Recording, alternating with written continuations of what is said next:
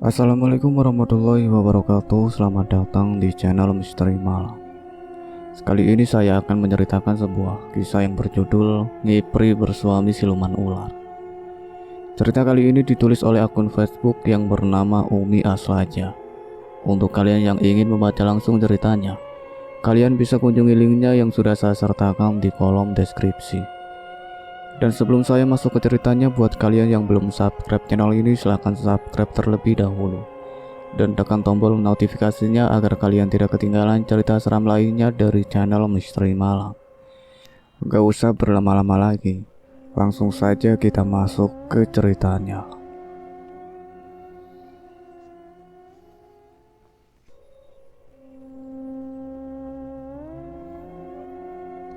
Membuat Chandra terkejut karena lagi ngomongin mamanya. Takutnya Damar dengar dan salah paham. "Iya, aku haus," ucapnya agak ragu. Damar melirik pada Rahmat yang sedang ngopi. "Kamu ngopi, Chan?" tanya Damar. "Enggak, minum air putih." "Kirain ngopi." "Enggak lah, aku tidak suka kopi." Damar tersenyum lalu ikut duduk di antara mereka. "Tuan muda kenapa bangun?" tanya Rahmat. "Aku tadi mimpi buruk," ujarnya, membuat Chandra dan Rahmat menatap ke arahnya. "Mimpi apa?" tanya Chandra. Aku mimpi kamu dililit ular besar," ucap Damar menatap Chandra serius. "Udah, itu kan cuma mimpi," kata Rahmat. Namun Chandra merasa ada sesuatu yang akan terjadi. Dengan alasan masih ngantuk, Chandra mengajak Damar untuk balik ke kamar. Ada sesuatu di rumah ini, Chandra yakin itu. Sudah sering Damar ngajakin dirinya untuk mampir ke rumah. Namun Chandra selalu tidak punya waktu. Hari ini ia sempatkan untuk mampir. Itu pun terpaksa nginap karena Chandra merasa ada rahasia di rumah ini. Disadari atau tidak oleh pemiliknya, namun Chandra tidak mungkin bertanya. Chandra akan mencari tahu sendiri ada rahasia apa gerangan. Kata Damar, ibunya tidak pernah keluar rumah. Tapi dilihat dari rumah mewah juga harta benda yang ada, mustahil jika itu cuma warisan dari keluarga ayahnya. Chandra mencoba untuk kembali tidur karena rasa kantuk mulai datang. Carmila hentikan gerakan tangannya saat sedang menyisiri rambutnya. Bau wangi dupa tercium oleh hidung bangirnya. Carmila sudah hafal dengan aroma tersebut, dan sepasang tangan membelai pundaknya. Siapa pemuda itu? Apa yang sedang dia buat di sini? Mengapa rumah ini menjadi panas? Pertanyaan beruntun membuat Carmila berkerut kening. Bangkit perlahan dan berdiri menghadap pada sosok pria tampan dengan postur tubuhnya yang gagah. Namun Carmila tahu, jika pemuda itu adalah wujud dari siluman ular. Namanya Raden Sanca, anak seorang selir siluman ular. Carmila menatap wajah Sanca dan tersenyum lembut. "Dia hanya anak kecil, teman dari anakku," ucap Carmila. Sanca melangkah ke arah tempat tidur dan duduk di tepi tempat tidur yang terlihat mewah tersebut. "Dia bukan pemuda biasa. Aku merasakan sesuatu," ujarnya tanpa menatap Carmila. "Sudahlah, tidak perlu kau pikirkan dia. Apakah tujuanmu menemuiku hanya untuk membahas tentang dia?" ucap Carmila seraya duduk di sebelah Sanca. "Dia suka padamu," kata Sanca tanpa sungkan. "Aku melihat cara dia menatapmu berbeda, dan aku juga merasakan caramu melihat dia juga berbeda." Carmila terdiam. Perasaannya dapat dirasakan oleh Sanca yang adalah suami gaibnya. "Aku merasakan sesuatu yang berbeda padanya. Bagaimana tidak? Wajahnya begitu mirip dengan wajahmu, Sanca," ucap Carmila. Ternyata itu yang membuat ia sempat kaget saat melihat Chandra untuk pertama kali. "Tentu lebih tampan aku daripada dia," ujar Sanca. Carmila tersenyum, ia tahu jika Sanca merasa cemburu. "Aku tidak harus mencari lelaki lain. Bukannya aku sudah punya kamu, ujar Carmila lembut. Tapi aku takut jika nanti kau jatuh cinta padanya. Carmila menggeleng. Itu tidak mungkin. Kau jangan lupa sudah 22 tahun kita bersama. Apakah kamu masih ragu padaku? Sanca terdiam menunduk dalam. Pemuda tampan jelmaan ular dengan rambut sedikit gondrong itu menatap permukaan lantai. Mungkinkah siluman pun memiliki rasa cemburu seperti manusia? Kau buat aku cantik dan awet muda.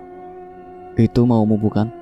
Terus jika sekarang ada pemuda seumuran dengan anakku dan suka padaku, lalu apa kau menyalahkan dia? Kata Carmila. Dan sekarang jika aku suka padanya karena aku merasa dia adalah dirimu, apa aku salah? Sanca menatap wajah Carmila, menatap lurus dan menggeleng. Carmila, kumohon jangan tinggalkan aku. Aku janji akan selalu setia padamu sampai kapanpun. Ucap Sanca serius. Aku hanya manusia biasa, sedangkan dirimu, aku tidak pernah tahu apakah kamu punya wanita selain diriku. Sanca meraih tangannya.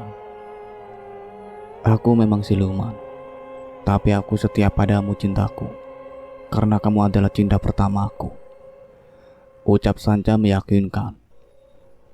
Aku tidak percaya. Bisa saja di duniamu kau punya banyak istri. Carmila mengeluarkan jurus cemburu buta. Sayang, percayalah padaku. Aku bukan buaya, aku ular. Carmila menahan tawa geli. Sikap Sanca tidak biasanya manja dan cemburu. Biasanya datang untuk merayu dan menunaikan hasrat lalu pergi dengan setumpuk emas. Kali ini begitu berbeda, datang sebelum waktunya. Carmila menarik nafas dalam. Carmila, aku menikah denganmu bukan keinginanmu, tapi keinginanku. Aku memberi istri dirimu, bukan dirimu yang menujaku. Aku memberi nafkah sebagai seorang suami, bukan upah untuk tumbal yang kau berikan. Sayang, itu sangat berbeda. Ucap Sanca yang dari awal tidak pernah Carmila tahu. Tanpa tumbal apapun, cuma harus melayani hasrat luar biasa dan upahnya sebagai nafkah. Memang beda. Sanca akan datang tanpa harus Carmila menyediakan sesajen atau apapun. Iya, aku tahu. Ucap Carmila sambil membelai pipi Sanca lembut. Aku akan cemburu, dan aku akan marah jika ada lelaki lain yang coba menyukaimu. Ucap Sanca serius. Aku hanya ingin kau ada saat aku merasa kesepian. Aku ingin keluar rumah, mencari udara segar, bermain air, melihat matahari. Ucap Carmila. Tapi kau cantik. Bahaya bila kau keliaran di alam luar. Aku bosan di kamar Sanca. Apalagi kau hanya akan datang saat kau ingin diriku saja. Carmila memasang wajah kesal. Sanca merasa bahagia karena ia merasa sangat dibutuhkan. Aku tidak bisa selalu menemanimu. Aku harus menjaga kerajaan. Ibunda bisa marah jika aku sering pergi ke alam manusia, karena itu sangat bahaya. Ucap Sanca lembut, mencoba untuk menjelaskan dan berharap Carmila akan mengerti. Carmila menyandarkan kepalanya di dadang bidang Sanca.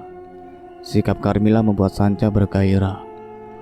Tanpa buang waktu, Sanca meraih dagu Carmila dan dilumatnya lembut. Carmila sadar, hasratnya bisa datang saat Sanca menyentuhnya. Itu tidak membuatnya ia merasa terpaksa, justru begitu menikmati. Sanca yang selalu gagah perkasa, membuat Carmila tidak pernah tahu kapan Sanca pergi dari sisinya.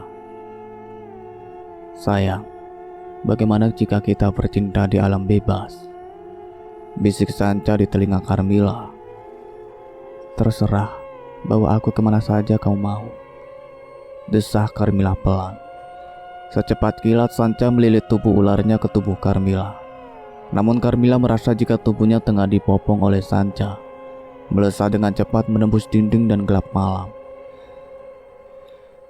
Di danau yang berair begitu jernih, Sanca membawa Carmilla menyelam. Bercinta di alam bebas membuat hasrat mereka berkali lipat. Air danau tanpa berombak menjadi saksi betapa gairah mereka begitu berkelora malam ini. Desahan dan desisan terdengar menelusup gelap malam melalui lembaran dedaunan. Sinar bulan purnama seakan menjadi sebuah keindahan tersendiri berseminya cinta dua insan berbeda alam. Chandra merasa gelisah dalam tidurnya. Ia melangkah di antara akar pohon. Dingin malam suara aneh yang membuatnya penasaran.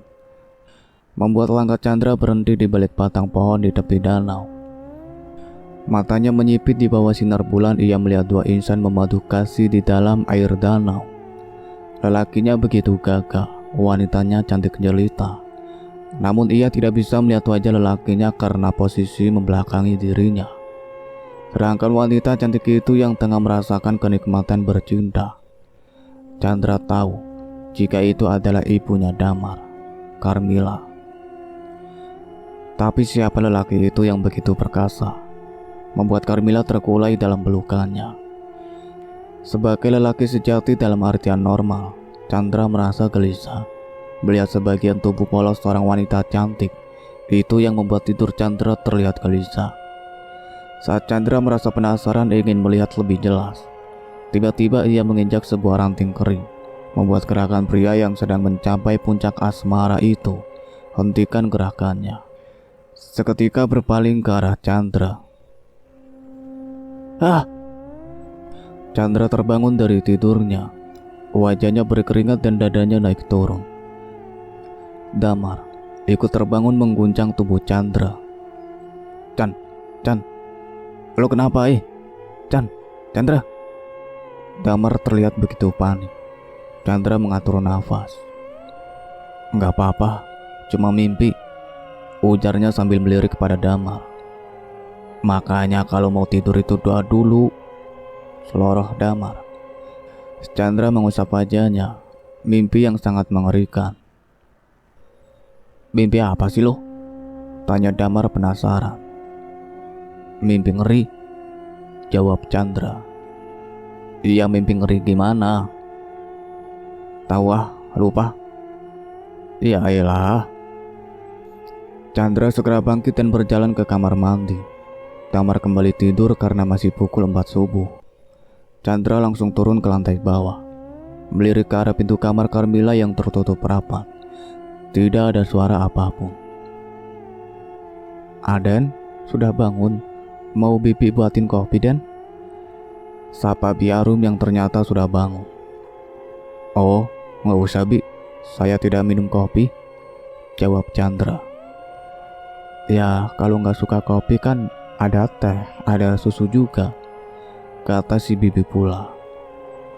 Terima kasih Bi, nanti saja, Chandra menolak dengan halus. Biarum hanya tersenyum dan kembali melanjutkan pekerjaan di dapur. Rahmat juga sudah bangun, sedang menyapu teras samping. Di halaman depan tampak Kang Tatang sedang nyiram tanaman. Serius sekali mereka dalam bekerja. Bahkan pagi buta sudah beraktivitas. Apakah itu perintah dari ibunya Damar atau kemauan mereka sendiri? Hei, Chan, gimana tidurnya? Nyenyak gak? Seru Rahmat saat melihat Chandra melangkah ke taman samping. Lumayan, jawab Chandra. Rahmat tertawa geli. Ngopi yuk, ajaknya. Enggak abang, saya tidak suka kopi, tolak Chandra. Cobain, abang buatin ya, tunggu sebentar, seru Rahmat sembari melangkah ke arah dapur. Chandra hanya bisa menarik nafas dalam, duduk menatap ikan yang berenang dalam kolam.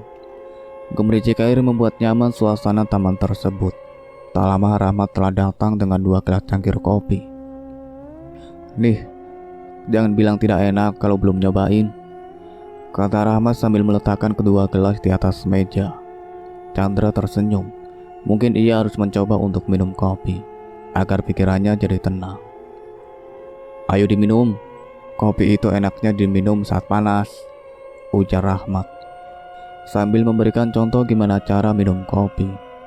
Chandra meraih kelas dan menempelkan bibirnya pada bibir kelas. Tiba-tiba saat itu muncul Carmila di pintu, tersenyum dan memanggil Rahmat. Chandra gugup hingga tidak sengaja. Kopi panas keteguk dan segera ia semburkan ke lantai. "Kenapa, Chan?"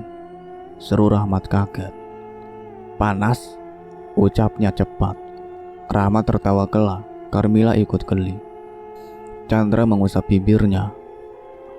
"Hati-hati dong, Chan, tahu masih panas juga," kata Rahmat sambil masih tertawa.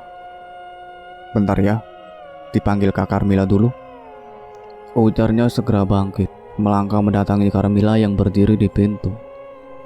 Chandra masih penasaran dengan kopi di gelasnya. Ia coba untuk menyeruput lagi. "Tolong antar aku siang ini ke danau ya," ucap Carmila. Chandra yang mendengar tiba-tiba ingat pada mimpinya. Kembali kopi disemburkan ke lantai untuk kedua kalinya. Rahmat menoleh. "Kenapa lagi?" tanya Rahmat sambil tersenyum. Chandra tidak menjawab, tapi terdiam bengong. "Is, ini anak kenapa? Coba," kerutunya sambil mendekati Chandra yang terbengong. Chandra, kenapa bengong? Mau pagi-pagi kerasukan?" canda Rahmat sambil menepuk pundak Chandra. Chandra melirik ke arah Carmila yang sudah berlalu pergi. "Ibunya Damar minta diantar ke danau?" tanya Chandra. "Iya, danau yang ada di kebun miliknya," ucap Rahmat. "Ngapain ke danau?" tanya Chandra. Rahmat mengangkat bahu. "Setauku sih, kalau Kak Carmila keluar rumah ya cuma pergi ke danau. Nggak ngapa-ngapain, cuma duduk dan menikmati suasana danau. Sampai sore baru kujemput." Chandra terdiam. Mungkinkah Carmila akan mendapatkan masalah atau bahkan akan terjadi sesuatu padanya? Saat tengah tenggelam dalam lamunan, Damar datang mencarinya. Pagi-pagi sudah melamun. Yuk kita mandi bareng," ajak Damar. Mata Chandra melotot. "Udah gila apa lu?" sembrot Chandra. Damar kaget melihat Chandra marah. "Loh, emang kenapa? Aku sering mandi bareng sama Bang Rahmat." Mata Chandra melotot. "Gua sih masih normal," sengit Chandra. Damar tertawa geli. "Di kolam renang, buset dah lo." Damar tertawa gelak. "Bilang ke di kolam," sungut Chandra. "Pikir lo di bak gitu? Gue juga geli. Emang kita mau main apa? Pentung-pentungan apa?" Chandra tertawa ditahan, membayangkan apa yang dimaksud oleh Damar, dan keduanya tertawa gelak. "Najis," seru Chandra. Gue denger mama lo mau ke danau. Boleh gak ikut ya? Kita mandi di danau," ucap Chandra tiba-tiba punya ide. "Masa sih? Kapan mama bilang sama lo?" selidik Damar. "Bukan sama gua, sama Bang Rahmat. Tadi gue denger," kata Chandra. "Ya udah, nanti gue nanya boleh ikut gak?" kata Damar. Chandra mengangguk. Tiba-tiba jantungnya berdebar kencang, membayangkan sesuatu yang indah, mandi bareng Carmila misalnya, dan itu membuat dia senyum-senyum sendiri. Kumat, kenapa sih lo?" canda Damar yang merasa heran dengan sikap Chandra yang tidak biasa. Chandra yang dia kenal tidak biasa sering tersenyum-senyum sendiri.